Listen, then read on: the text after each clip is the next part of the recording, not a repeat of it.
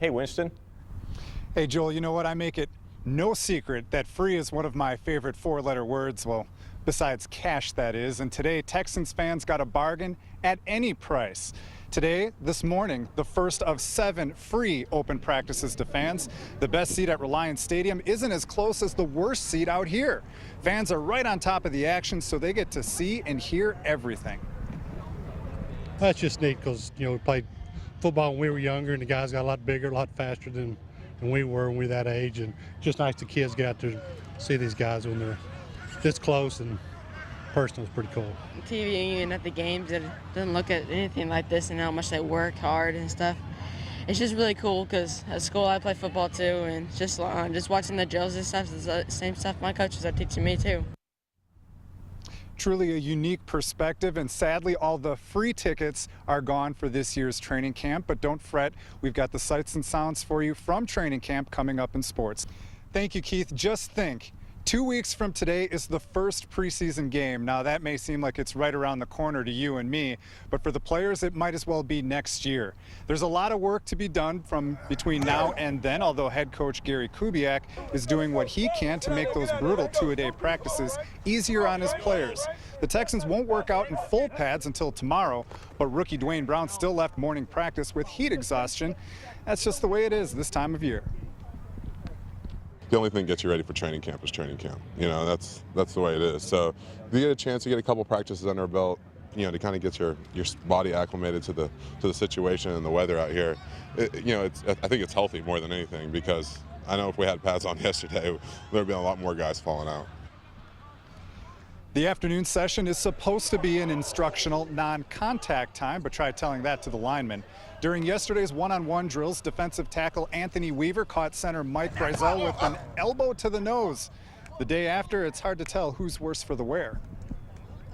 The amazing thing about it is I actually had to get stitches for that. So I don't know if he has a bony nose or what happened, but yeah, it was funny. They told me it would probably, increase my good looks, so that's good. Breisel did fracture his nose yesterday, but as you guys can see what he's all about, he's out here today, and he's going to be kind of tough to get off the field.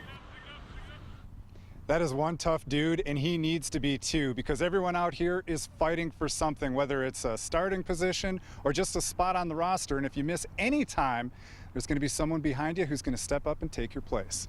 Live from Reliant Park, I'm Winston Dutchin, Local 2 Sports. Keith, same old song and dance this time of year. Players talking about how they can't wait to hit someone else in a different uniform. But if you dig just a little bit deeper, you'll find that there are some interesting subplots to tonight's preseason game. Texans offensive coordinator Kyle Shanahan, son of Broncos head coach Mike Shanahan, can show Dad just how much he's learned on his own. Gone against a couple times before. His first preseason game. It's my first game as, in my new role as offensive coordinator. For the rookies, perhaps a few butterflies in eager anticipation of their first NFL game. I'm really excited, man.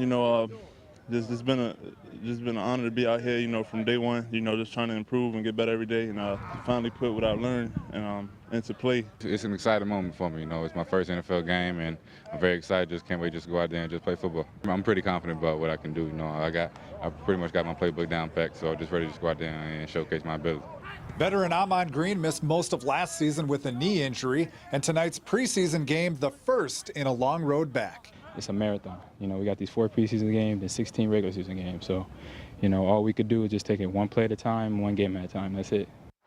Well, it'll be exciting for the fans as well. This will be their first look at the 2008 Texans as the quest begins for the first winning season and, dare I say it, playoff berth in franchise history.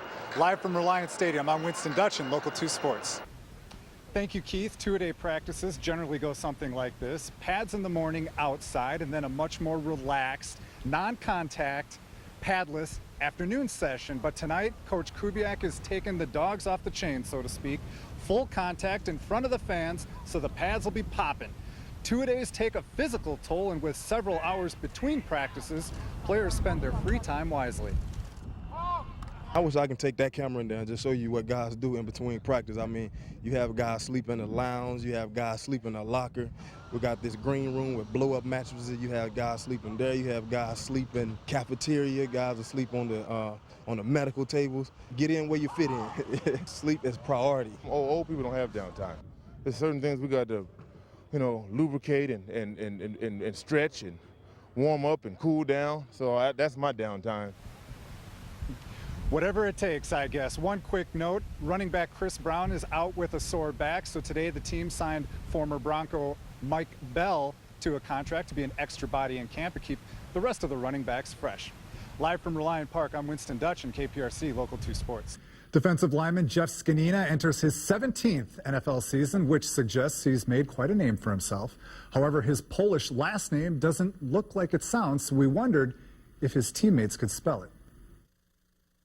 I don't have a clue, so I'm not going to try.